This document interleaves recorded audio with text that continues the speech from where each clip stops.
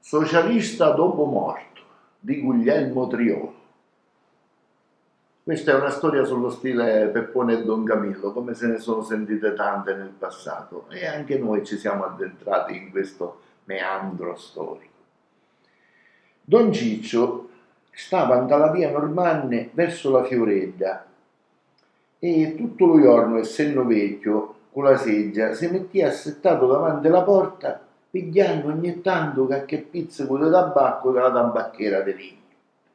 Dava certe nascate di tabacco che quando scianotava la botta si sentiva fino allo chiano della matrice. Meschino le guerre le aveva fatto tutte e quando ci capitava qualcuno a tiro ci cominciava a contare tanto delle fatte che lo cristiano quando si arreterà alla casa tanto era pigliato dall'appagno delle cose contate che la notte poi non pigliava sonno. Meschino le guerre se le aveva fatto tutte e quando ci capitava qualcuno a tiro ci cominciava a contare tante delle fatte che lo cristiano quando si arreterà alla casa tanto era pigliato da pagno delle cose contate che la notte non pigliava sonno. Tutti dallo quartiere sapevano vita, morte e miracolo e delle cose che ci avevano successo a Don Ciccio.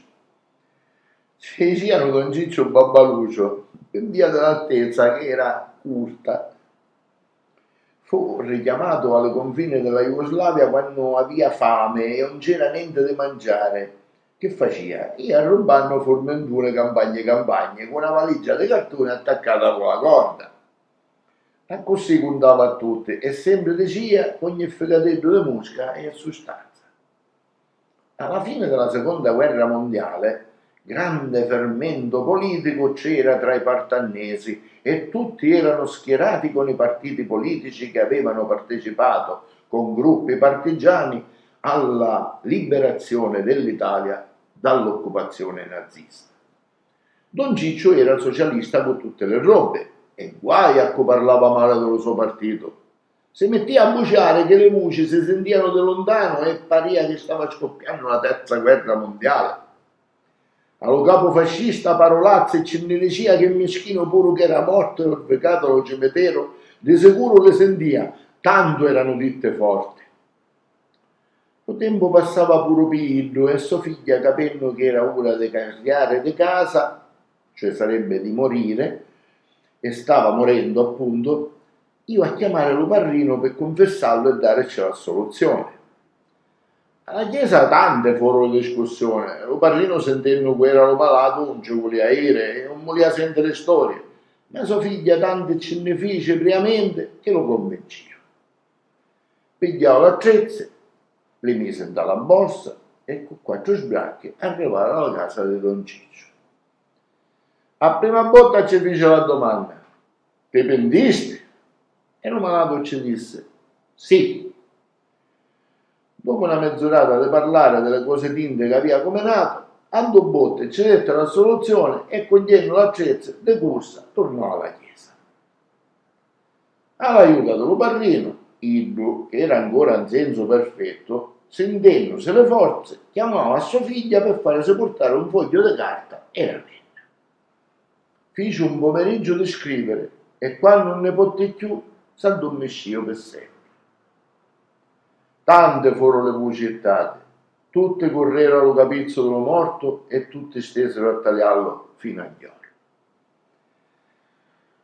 Un domani mattina, verso le 9, lo portarono alla chiesa dello Santo Padre.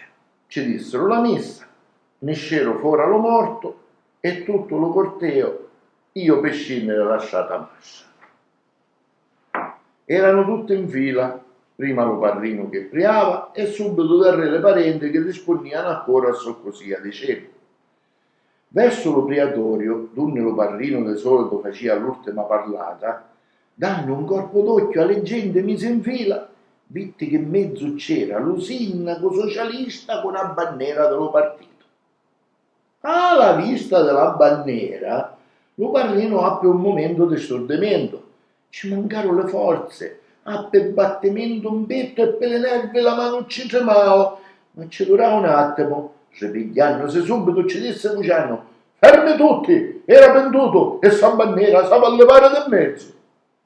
Lo sindaco, che era un tipo nervoso, a sentire queste parole aveva partuto per rubbicilla in testa e sonnera per le parenti dello morto succedeva una tragedia. Ci poteva scappare lo morto.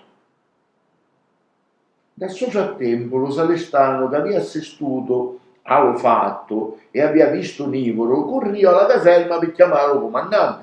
La legge è legge e stava a rispettare. Lo sindaco consentiva storia, la bandiera non ne la andava manco se la ammazzavano. Lo comandante con fare gentile voleva persuaderlo, ma non ci fu niente da fare. Lo parrino non aveva a vincere manco si chiudiano cassatelle.